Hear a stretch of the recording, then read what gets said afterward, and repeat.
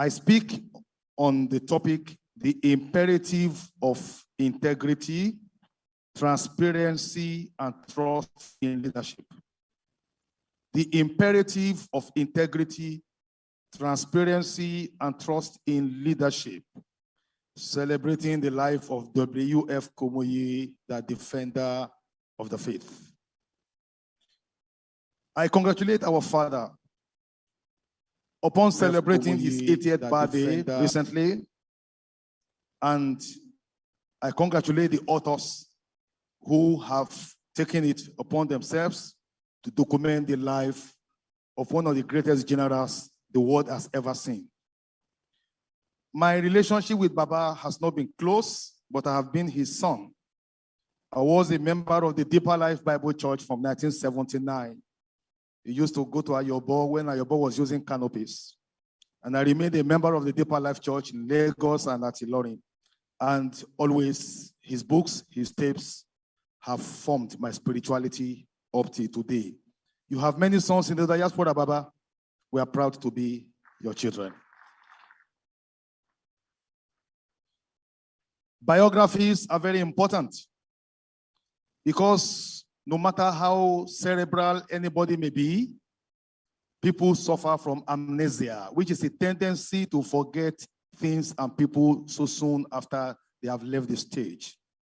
The Chinese rightly wrote that the faintest ink is better than the sharpest memory.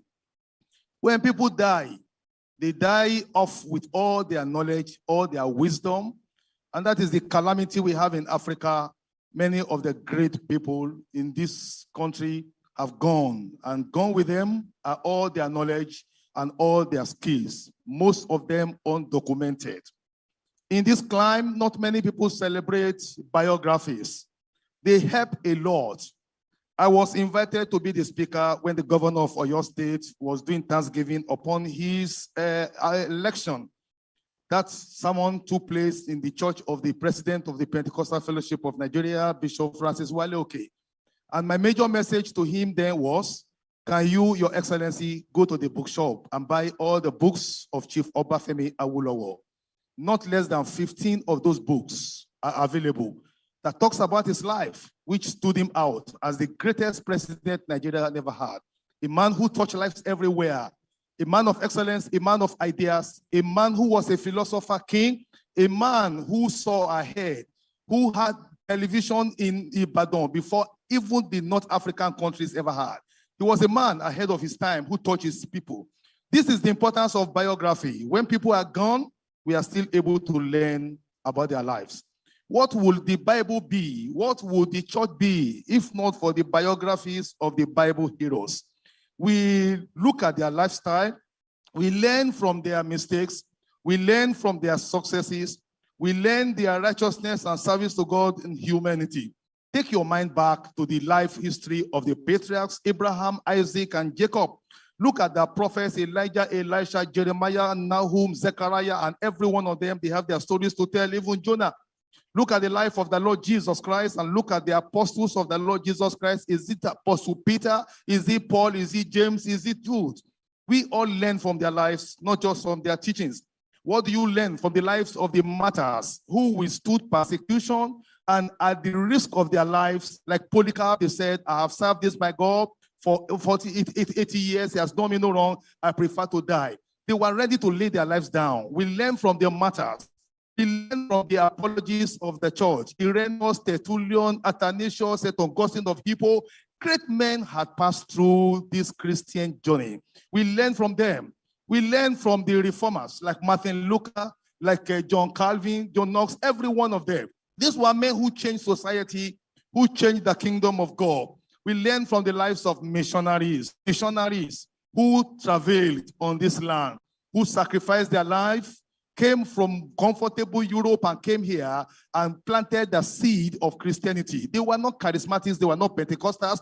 They had the simple gospel of Christ and they changed society. They gave us education, they changed our culture, they gave us civilization, and they have made us who we are today. Great men like Samuel Elijah Crowther, a man who brought Christianity to the whole of Igbo land, who developed the Igbo orthography. He taught them ABC. Every Igbo man in Nigeria, Pentecostal or Anglican or Methodist, they owe their Christianity to that man.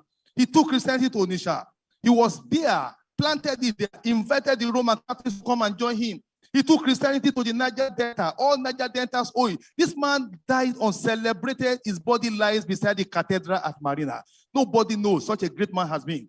He planted education. He did so many things, celebrated everywhere. We learn their stories. We learn from the God's generals of the Pentecostal world. Is it Charles Parham? Is it Catherine Coleman? Is it Florence Crawford? And many of these great people, men and women, they have labored here. This is why biography is very important. It is important that to join the list of these greats is the biography of W.F. Kumuyi, Nigeria's great God's general. Definitions. Integrity talks about reputation, good one. It talks about principles, talks about ethical standards, talks about strong conviction. Transparency talks about openness and accountability. Trust talks about dependability and honesty. Faith, defender simply means somebody who fights in defense of the faith. Recording in progress. We should do everything to be able to defend the faith which was once and for all delivered unto the saints. And leadership here talks about ability to lead, ability to actualize visions, ability to manage people, and ability to have the courage to be able to exercise authority. So having defined these terms, integrity, transparency, and trust are fundamental for the right behavior of leaders and the people in every society. A good name is better than silver and gold. Integrity comes from wisdom, not knowledge. And wisdom comes only from the fear of God. When these virtues are lost, as they appear to be in contemporary Nigeria and the world at large, is it America, is it England, everywhere, we are all hurting, then it is finished for such societies unless God intervenes.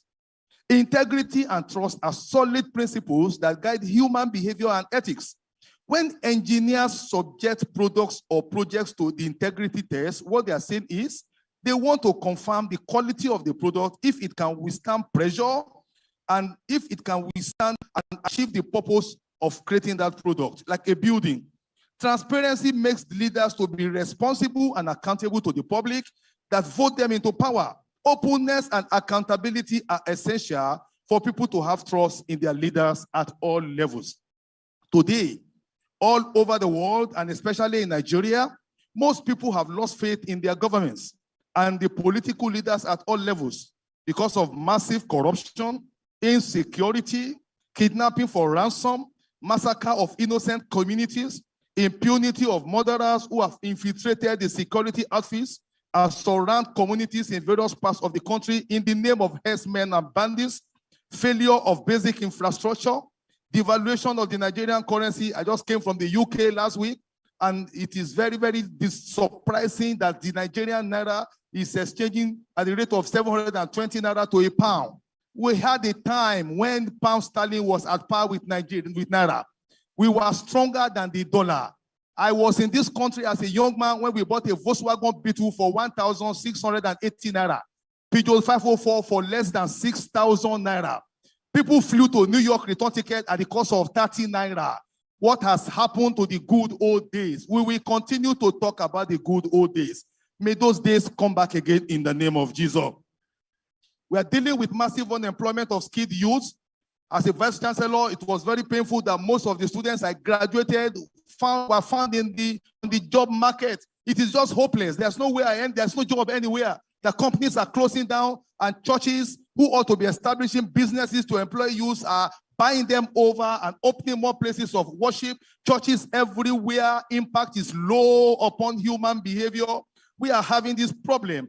And most worrisome is the brain drain of our young professionals, especially the doctors and the medical experts. You train doctors today, you train them for the international market. It is an unfortunate experience for a country to train its doctors with the taxpayers' money only for them to emigrate to Canada, to England, to whatever they become over there. They are earning money for their own personal pocket. It has no benefit to the country. The country that trained them cannot benefit from them. And so our engineers are going, doctors are going, specialists are going. It is woe to a country that we allow the best of her brains to live. We are dealing now not just with the export of these professionals, but they are dealing with poverty, dealing with inflation, dealing with the dominance of the executive arm, the legislative arm, the judicial arm, the educational arm, economic sectors of the society by one tribe in this country against the constitutional provision of the federal character. These maladies have affected the populace in having trust in government to protect them. Everyone is for himself, God is for us all. People have no confidence that we can be protected again by government. They are not even sure that they can have peace and live in joy and harmony as it used to be. In summary, therefore, the people are disconnected from their government. Politicians are no longer trusted to implement promises they made during electionary campaigns. I can still remember the 5 cardinal principles of Unity Party of Nigeria, Obafemi Awolowo. I can't remember any cardinal principle of any of the political parties today. They promise much, they do little. And it is very unfortunate. This is the matter of trust. People are disconnected from their government. And now Christians are now more vulnerable to experience persecution and attack more than ever before. See what is in Afghanistan. See how we are losing ground everywhere. And violence, which has come from one part of the country against the other, is so blind. Mahatma Gandhi said, an eye for an eye will make the whole world go blind. Martin Luther King Jr. advocated non-violent resistance. Violence is not an attractive option anywhere for any people. Why? Because violence is blind. Those that are exporting violence today, the chicken is coming home to roost. It has become so serious now that emirs are no longer safe in their palaces. Emirs are no longer safe on the road. Katsina, which is the home state of the president, is as restive as any other place. And people are asking, how did we get here? Now, Nigerians who are Christians, they have 2 major sources of spiritual empowerment that guide their philosophy and psychology. And the Nigerian Christian sources are from the Bible as well as from our African tradition. I'm going to quote briefly from the 2. Let's go to the Bible. We're talking about integrity, transparency, and trust today as far as leadership is concerned. Proverbs chapter 11 verse 3 says, the integrity of the upright guides them, but the crookedness of the treacherous will destroy them. Proverbs chapter 28 verse 6 says, better is a poor man who walks in his integrity than a rich man who is wicked in his ways. Crookedness is another way of talking about corruption. When you are talking about corruption, ladies and gentlemen, Nigerians at the lower level are even more corrupt than people who are there at the top. Unless there is a general rebirth and sanctification of the human heart, man is terribly wicked. God who created us said he regretted he made man. God was so frustrated with sin in the time of Noah, and our time is lacking to the time of Noah. God said, I regret that I have made man, because the imagination of the heart of man is continuously evil. God was so frustrated, he opened the windows of heaven, brought water, and wiped out the whole of humanity. If God could destroy the whole world and spare only a family of 8, and from the 3 sons of Noah, you have Shem, Japheth, and Ham. You have the Caucasians, the Mongoloids, and also the Negroid. God can do it again, and he will do it again. Not any longer with water, but with fire. So the world, we have to be at edge. We are in the era of Noah. Everywhere is uncomfortable. I got to America, I saw white men sleeping under the bridge. People are poor, people are suffering. It's terrible. We need God to intervene, and God will intervene in the name of Jesus Christ. God Almighty is telling us here, we should hold on to integrity. Crookedness is the way of talking about corruption. Nigerians are very corrupt. Everybody wants to cheat the other. The young people today are not ready to go and work. I have served in Lagos State University for 38 good years. I was a pioneer. Became professor there about 20 years. I stayed, and I'm still developing people, producing people there. And I'm proud to be there. But these younger people don't want to do that. They want to get rich quick. They do yahoo. They dress like irresponsible people. They have earrings in their ears. Where was the church when the youths exploded? Proverbs chapter 4 verse 25 to 27 says, let your eyes look direct forward, and your gaze let it be straight before you. Ponder the path of your feet. then all your ways will be sure. Do not swerve to the right or the left. Turn your foot away from evil. That's what integrity is talking about. When God called Joshua to take over from Moses, you know what God said to him? This book of the law shall not depart from your mouth. You shall meditate in it day and night. Don't turn to the left or turn to the right. No diplomacy, no political correctness. Your yes is your yes, your no is your no. That's what God is saying here. We need to go back to the fundamentals of honesty and integrity. Integrity pays, brethren. Ecclesiastes chapter 12, verses 12 to 13 says, let us hear the conclusion of the whole matter. Fear God and keep his commandment. For this is the whole duty of man on earth. For God shall bring every work unto judgment, whether they are good or evil. Philippians chapter 4, verse 8 says, finally, brothers, whatever is true, whatever is honorable, whatever is just, whatever is pure, whatever is lovely, whatever is commendable, if there is anything of praise, think about these things. Integrity, that is transparency, that is virtue, not vices. The prophets of Israel, they fought against acts of ungodliness and unrighteousness in the society. Amos fought against injustice and unrighteousness. He lamented against the cows of Bashan. He condemned them for the widening gap between the rich and the poor. He said, you are selling the poor for a pair of slippers. And he was talking about prostitution, talking about idolatry, talking about injustice, talking about violence. Amos was indirectly, futuristically talking about the state of Nigeria today. Elijah also took on the gauntlet and he fought against the prophets of Baal upon Mount Carmel. He fought against Ahab and Jezebel when they murdered Naboth for his vineyard. This is a very big lesson, and I'm glad that my governor is here. Naboth was ready to die to defend his family inheritance. The Yorubas are not careful enough about their future. They are selling away all their lands and people are buying them over. They take the money and they squandered it. I built my house in Badagry 25 years ago. It occurred to me to go and visit the man from whom I bought the house. He was dead.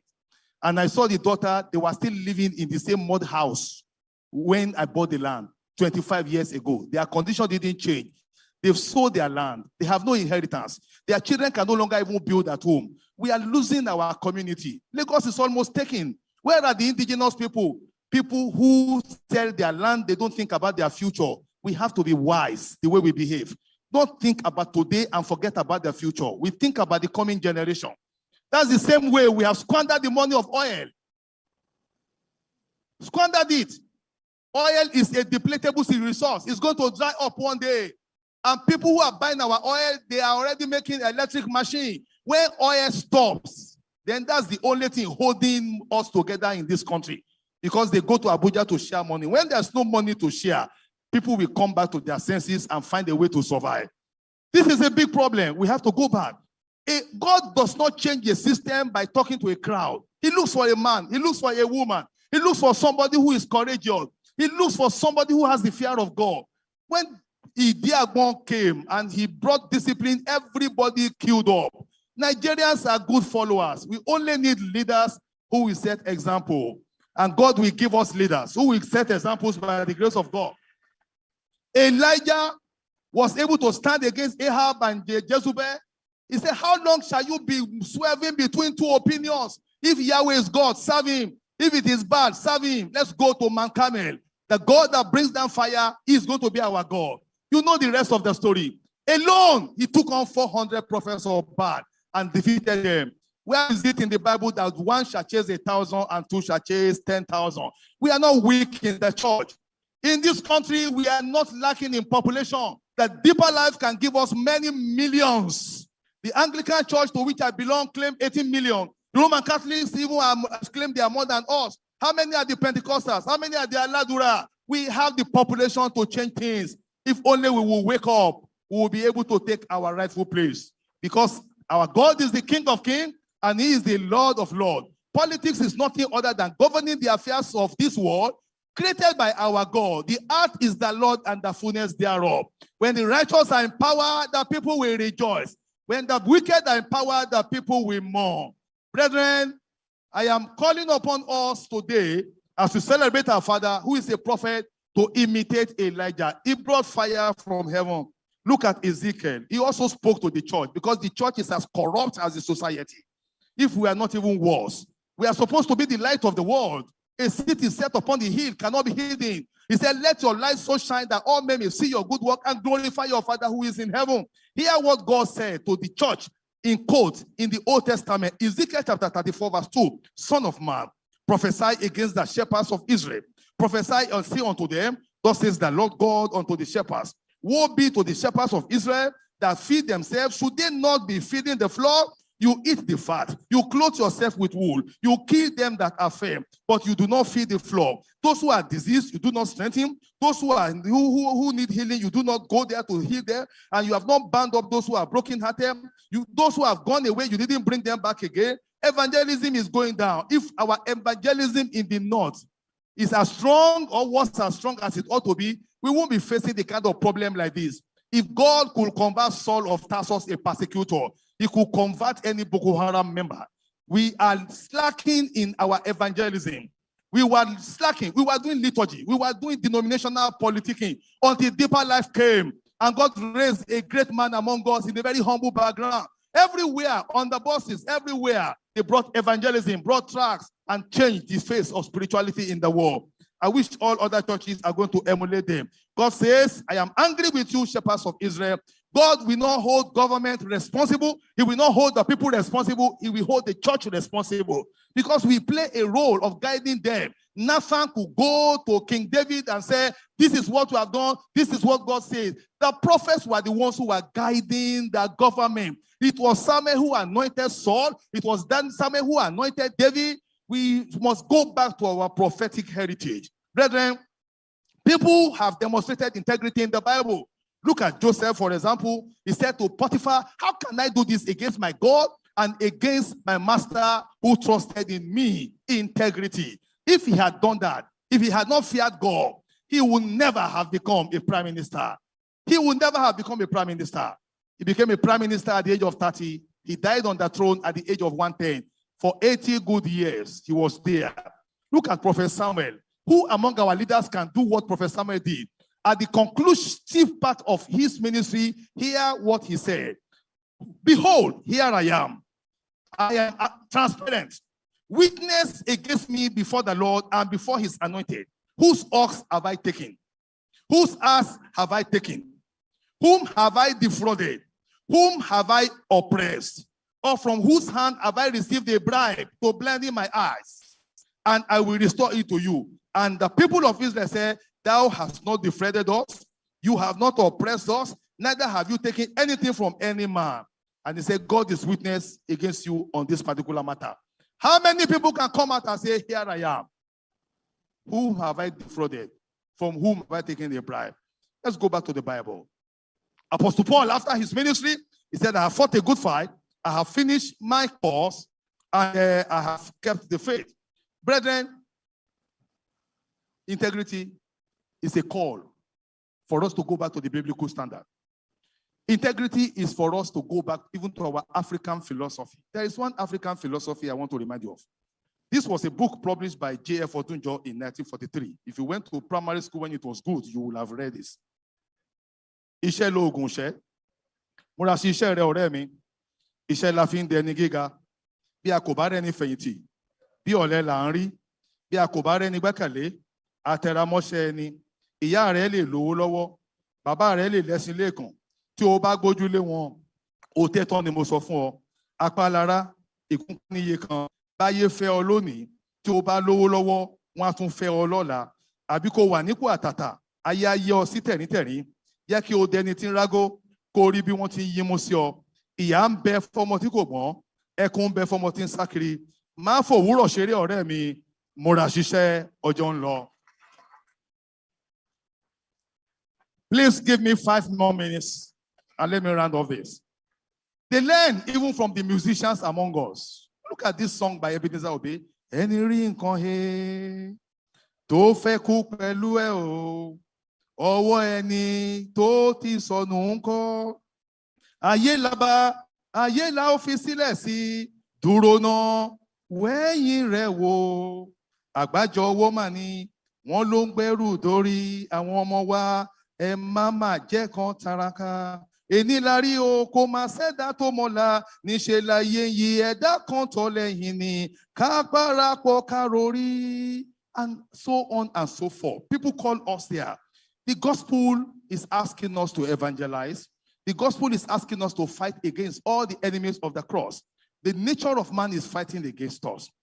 Persecution is fighting against us. Heresies are fighting against us. Other religions are fighting against us. Communism is fighting against us. Secularism is fighting against us. Philosophy is fighting against us. Paganism is fighting against us. And all sorts of evil practices are coming up today, like homosexuality, like so many other things are coming here. The church has a lot of work to do. We need to stand, brethren, to defend this Christian church. People who stood courageously. Moses said, let my people go. Joshua said, choose today who you will serve. Elijah challenged the prophets of Baal. Deborah was able to lead a battle against the enemies of Israel under Barak. And Amos was able to fight for righteousness. Esther was able to intervene at the point when the lives of all the Jews were in danger. The decree was already signed. They were to be killed by their secret agenda. But Esther was there. And God said to Esther through Mordecai, who knows if it is for a time like this that God has put you there. It is for a time like this that God has given unto us a pastor as a vice president of Nigeria. The Lord will strengthen him to be able to help us to also make the difference we require in the name of Jesus Christ. Martin Luther stood up against all the errors of the church at that time. William Wilberforce stood up against slavery. Mary Slessor stood up against killing of twins. Martin Luther King Jr., a man of the church of the Baptist Church, stood up against black segregation in America. And the ministry of Baba Kumuyi, like an apostle Paul, he has risen up as an apostle of our time. Paul was a persecutor converted. Our dear father was a man who had been called from God by God right from childhood. He trained at Mayflower under the reputable Tai Sholari, a man who believed in communism. From that climb, God has given us an apostle. After the order of the missionaries and the Pentecostal generals, God has brought this man from campus evangelism, from Unilag. He started like a mustard seed, and today he is the leader of the Pentecostal arm of the branch called the Holiness Movement of the Pentecostal Church. That is the classical movement there. He is a man of miracles. I am a beneficiary of the miracles of this great man of God. The dead have been raised, the sick have been healed, 20 people have been prospered, his prophecies have come to pass. He has taught the lives of so many people. He has a voice. His teachings, his tapes, his books, his life is an epistle people are reading. He is indeed the apostle of our time and the prophet of our time. I will say these challenges and then I will close. Nigeria used to be good. Christian ethics used to guard our life and our behavior. When schools were good, they were good because Christian prayer and Christian discipline was there. We must return to discipline, return to prayer, return to the things of God. We must catch our children young. Somebody asked Professor Wale Soyinka, what is your hope for Nigeria? He said, hopeless. He said, well, how do you assess the leaders today? He said, hopeless. He said, what is the hope for tomorrow? He said, the present generation is a wasted generation. They said, what is the way out? He said, raise another generation. We must go back to our curriculum. We must go back to Christianity in the home. We must go back to Christianity in the school. We must go back to evangelism on the street. That is the way we can change the heart of men. Only Christianity can change the heart of men. And when they are transformed, society will transform. Number two, corruption has become so endemic, we need God to intervene. I am challenging Pastor W.F. Kumuyi and Pastor E.A. Adeboye. These two people are, pardon me, other leaders, I'm sorry, but Baba Kumuyi, Baba Adeboye, they pastor the largest congregations today. And they are standing today because of integrity. Am I right? Because of discipline and holiness. Am I right? It's not because of prosperity gospel. These are the two people today who have the strongest voices. I am calling upon them to please unite with other people, bring in everybody under CAN, under PFM, and let us address the Nigerian question. Number two, Baba Kumuyi is 80 already. Baba Adeboye is 79, going to 80.